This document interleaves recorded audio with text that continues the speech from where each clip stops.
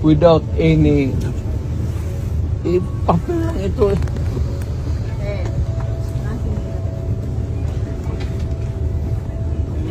You better go back to them and have the legal. Wala, for what? I am a citizen of this country, a former president, and you show me a piece of paper and you're asking me to go with you?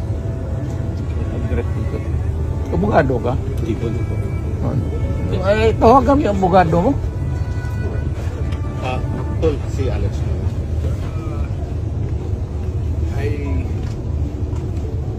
Kasi kanina wala pang warrant requested. Sir, he used to be, sir, also our upper class club. Division Commander, 60 million. PC then I'm sorry to be talking loudly, but you know, this is a serious matter. They just transmitted to me, sir, a copy of kanina, sir, nire-request ko na magpagbigyan lang kayo na nakauwi sa bahay, makakuha ng mga gamit, kasi wala pang warrant of arrest until we get a copy of the warrant of arrest, kasi yun man yung requirement. That is the only... Wala akong naalaala na may ginawa akong kasalanan. Marami akong ginawa na hindi nagustuhan ng iba. O maybe lahat. But I did it for my country. So when you, in your speech po kahapon in front of OFWs in Southern po, Mayor, you said na wala man akong kasalanan. What do you mean by that po? Walang kasalanan. If it means you have done something wrong, kasi kasalanan, masama man talaga. Wala akong naalaala na may ginawa akong kasalanan. Marami akong ginawa na hindi nagustuhan ng iba. O maybe lahat. But I did it for my country. Hindi ako yumaman. Wala akong nakuha. Pobre pa rin ako. And wala kayo nakita na nagdagdag na isang nipahat sa bahay ko. Wala kayong nakita na bagong kutse. Wala kayo kita mo ito, katagal na itong panalangin ng apo ko. Took me so long at night. Kasi ayaw ko rin na gumastos yung mahirap rin yung hindi naman hindi kami pinagbigyan ng swerte sa buhay ng pamilya ko, pati mga anak ko financially. Hindi that pretty hard up, but we cannot afford the extra things in life. Kung hindi ako mapasok, hindi talaga ito makakita ng Disneyland itong daughter ko. Tagal niyang inhingi yan sa tatay pati nanay, sabi lang bukas. At tanong-tanong ako, prangka-prangka, hindi naman sabihin daw na wala silang pera, meron, pero it's not the right time to be spending. So maniwala ako kasi kayong taga Davao, kilala naman ninyo kami, ako mismo. Alam ninyo yan. Detention and the basis for detention. So what is the law and what is the crime that I committed? To me now, the legal basis for my being here, as apparently I was brought here not of my own volition.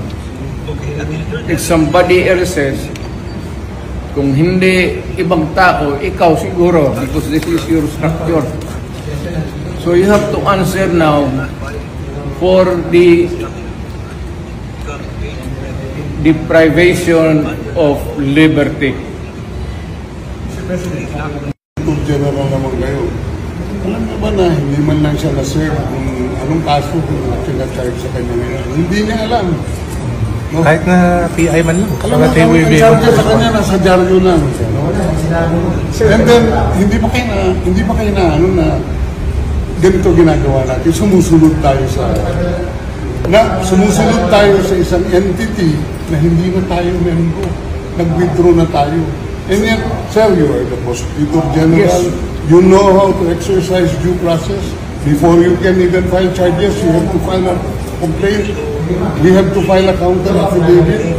Without doing those procedural process, here we are being issued a warrant of arrest, questionable warrant of arrest. Ano naman to, sir? Sir. There's naman doon, blooper, puro pagdating sa trial gan, tatawagin kita sa witness stand. Sabihin ko, you're the person who arrested me. May I know the reason why? Have you read the documents? Or at least, have you read the case at that time when you made the arrest? So that you would be guided to what you should know. Yan lang yan. Magkaibigan tayo, galing ako gobyerno. Paano? Antayin na po natin. Importante sa akin dito ngayon. Doc Agnes, importante sa amin. Nagkado sila kanila. Nandun siya. Siya may adan na, pero hindi niya pinakita sa akin yung warrant of arrest. Kailangan talagang bantayan. Yan naman po pinangako ko.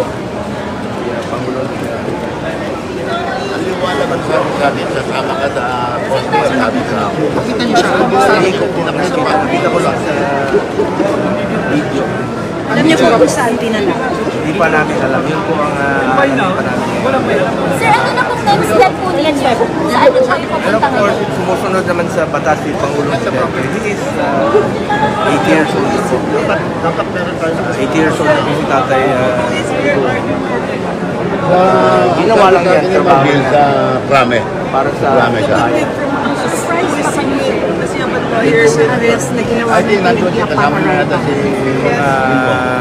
In-expect na po namin kami. Marami na po kaming narinig ng mga nakaraang araw. Sabay po ba kayong dumating doon o hindi? Hindi nga ako pinapasok dito eh. Okay. Actually, pinagbawalan kami, doktor, kasama ko yung ambulansya, dahil importante nga sa akin yung kalusugan niya. Unahin muna natin ang kalusugan before anything else. Samantala sa akin, Tinawag yung pass namin. Hindi kami pinapasok. Hanggang VIP, sir, hindi kayo pinapasok? Hindi kami pinapasok. Hindi kami, mga doktor niya, dala namin yung ambulansya. Anyway, sa mga kababayan ko, manginahon muna kayo.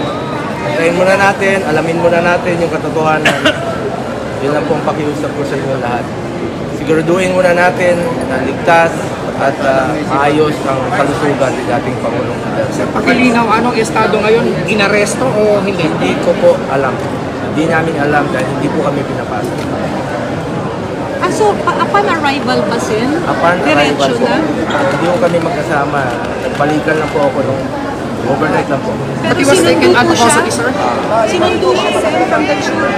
Nasa custody siya ng PNP. Saan po dinala? Nasa PNP. Pupuntahan na namin. Hanapin namin. Hanapin namin natin.